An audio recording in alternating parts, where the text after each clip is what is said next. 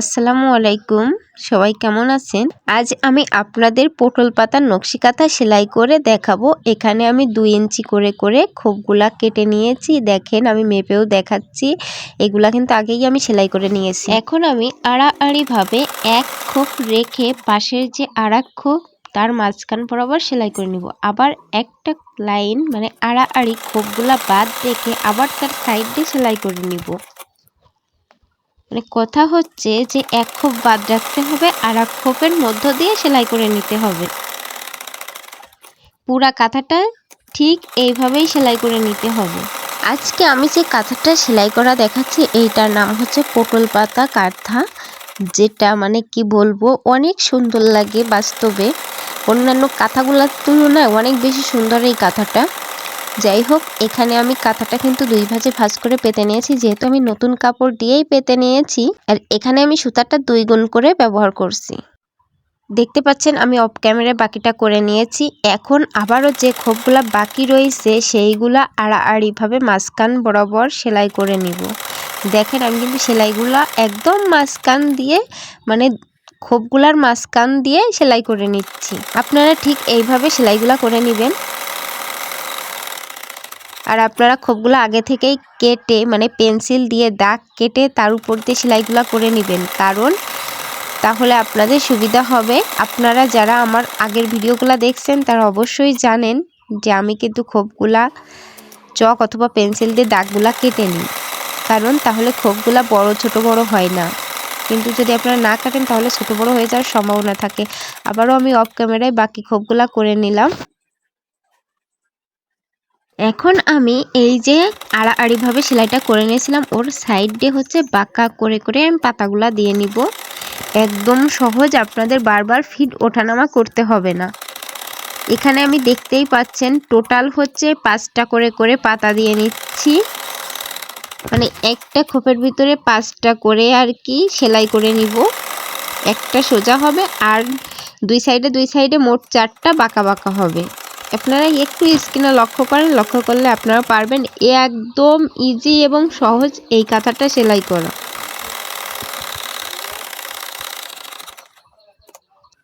আপনারাও ঠিক এইভাবে একটু বাঁকা করে সেলাইগুলা করে নেবেন। শুধু আপনারা কাঁথাটা একটু ঘোরাবেন, ঘোরালেই হয়ে যাবে। মেশিন চলবে, শুধু কাঁথা ঘোরাবেন। এখন আড়াআড়িভাবে যতগুলা দাগ রয়েছে সবগুলা দাগের সাইড দিয়ে আমি সেলাইগুলা করে নিব।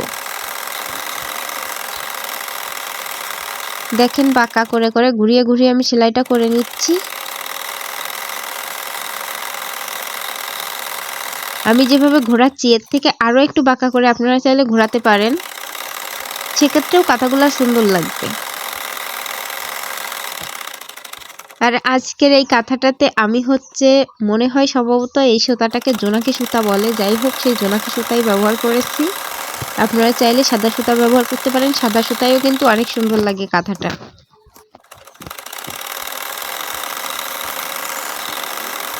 আর আপনারা সবসময় 2 গুণ সুতা ব্যবহার করার চেষ্টা করবেন, কারণ যদি আপনারা 3-4 গুণ সুতা ব্যবহার করতে যান তাহলে কেটে যাওয়ার সম্ভাবনা থাকে। এর জন্য 2 গুণ সুতা ব্যবহার করার চেষ্টা করবেন।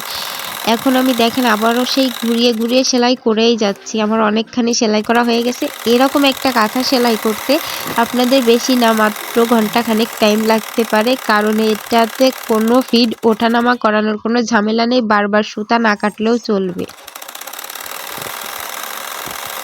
একবার সেলাই শুরু করবেন, করে কাঁথাটা আবার উল্টা দিকে ঘুরিয়ে আবারও সেলাই করবেন, তারপর আবারও ঘুরিয়ে আবার সেলাই করবেন, তারপর আবার ঘুরিয়ে আবার সেলাই করবেন, ব্যাস শেষ। তারপর একবারই সুতা কেটে নেবেন।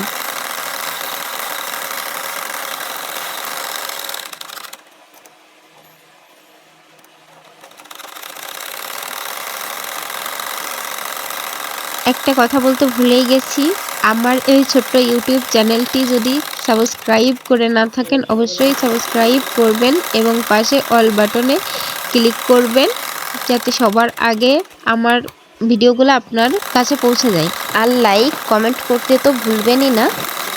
তারপর যদি কোথাও বুঝতে সমস্যা হয় তাহলে অবশ্যই আমাকে কমেন্ট করে জানাবেন যে এখানে বুঝতে আপনাদের সমস্যা হচ্ছে। আমি চেষ্টা করব আপনাদেরকে বোঝানোর জন্য, যে আপনাদের সমস্যাগুলো সমাধান করার জন্য। সেক্ষেত্রে আপনারা কখনো কোনো কিছু মনে না করেই আপনারা কমেন্ট করবেন, আমি আপনাদেরকে সাথে সাথে কমেন্টে রিপ্লাই দেওয়ার চেষ্টা করব।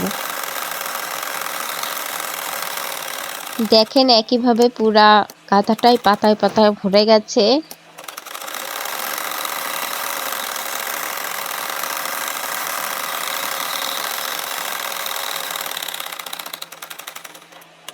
এখন আমি অফ ক্যামেরায় বাকিটা করে নিব। দেখেন আমি কিন্তু আড়াআড়িভাবে সবগুলা পটল পাতা করে নিয়েছি। এখন আবারও কিন্তু হচ্ছে যে আড়াআড়ি সেলাইগুলো বাকি রয়েছে সবগুলাই খুপে কিন্তু পটল পাতা দিয়ে নিব ঘুরিয়ে ঘুরিয়ে। আমি আবারও বলছি, একটা পাতায় কিন্তু টোটাল হচ্ছে 5টা সেলাই হবে। দেখেন আবারও আমি বাঁকা করে করে সেলাইগুলো করে নিচ্ছি। আমার সুতাটা হচ্ছে জোনাকি কালার, যার জন্য হচ্ছে ক্যামেরাতে একটু কেমন কেমন লাগতেছে। যাই হোক আপনারা একটু বুঝে নেবেন। মানে কেমন যেন চোখ গুলিয়ে যাওয়ার মতো অবস্থা আর কি। কারণ আসলে ফোনের থেকে আমার কাঁথাটা মানে বাস্তবে এত সুন্দর লাগতেছিল, বিশ্বাস না হয় আপনারা একটাবার করে দেখতে পারেন। কাঁথাটা অনেক অনেক সুন্দর লাগবে। কিন্তু অন্যান্য হচ্ছে কাঁথাগুলো তো একটু হলেও কঠিন বা একটু হচ্ছে ফিড ওঠায় ঘুরিয়ে ঘুরিয়ে সেলাই করা লাগে। এইটাতে কিন্তু কি বলবো, একদম ঝামেলা ছাড়া একবারই অল্প কষ্ট, বেশি কষ্ট না, এবং খুব দ্রুত কাঁথাটা সেলাই করা যায়।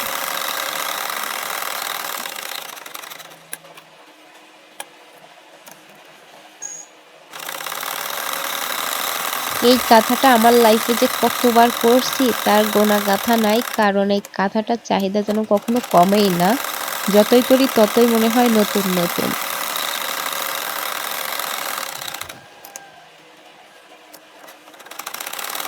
আপনারা যদি এরকম সেম ডিজাইনের বড় কাঁথা করেন তাহলে আরো অনেক অনেক বেশি সুন্দর লাগবে। আপনারা চাইলে এরকম বড় কাঁথা করতে পারেন, কিন্তু সেক্ষেত্রে নতুন কাপড় কিনে তারপরে করতে হবে। কারণ এই কাঁথা সেলাইগুলা হচ্ছে পুরাতন কাপড়ে করতে গেলে কেমন যেন দলা দলা হয়ে যায়, খুব একটা ভালো হয় না। আর যদিও বা কোনো আপু পুরাতন কাপড়ে করেন তাহলে হচ্ছে সেক্ষেত্রে কাঁথাটা কিন্তু 3-4 পর্দা করে পুরো করে নেবেন, কিন্তু একদম পাতলা করে নেবেন না। আর এখানে তো আমি গজ কাপড় ব্যবহার করছি, সেক্ষেত্রে 2 পর্দা করে নিয়েছি, কিন্তু আপনারা পুরাতন কাপড় পাতলে সেক্ষেত্রে আপনারা 3-4 পর্দা করে নেবেন। দেখেন একইভাবে আমি ঘুরিয়ে ঘুরিয়ে সেলাইটা করে নিচ্ছি। আর একটা কথা ভুলেই গেছি, আপনারা কেমন ধরনের ভিডিও দেখতে পছন্দ করেন অবশ্যই আমাকে কমেন্টের মাধ্যমে জানাতে পারেন, তাহলে আমি চেষ্টা করব সেই সকল ভিডিওগুলা আপলোড দেওয়ার জন্য। এখন আমি অফ ক্যামেরায় বাকিটা করে নিলাম, আর বেশি দেখালাম না। দেখেন আমার কাঁথাটার ফাইনাল লুক কেমন লাগছে আপনারা কমেন্ট করে জানাবেন। সবাই ভালো থাকবেন, সুস্থ থাকবেন, আল্লাহ হাফেজ।